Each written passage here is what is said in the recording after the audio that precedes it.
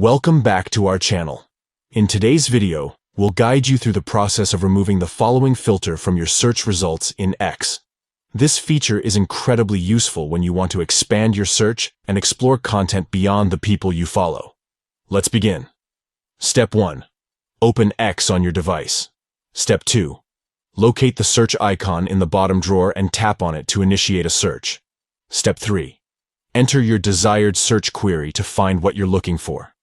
X is a treasure trove of information, so let your curiosity guide you. Step 4. Now, let's remove the following filter. Tap on the sliders icon located in the top right corner of the screen. Step 5. From the available options, select From Anyone to remove the filter that restricts your search results to the people you follow. By following these simple steps, you can remove the following filter from your search results in X and explore content from a broader range of sources.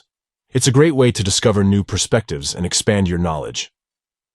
Thank you for watching our full guide on how to remove the following filter from your search results in X. If you found this video helpful, please consider giving it a thumbs up and subscribing to our channel for more informative tutorials and guides.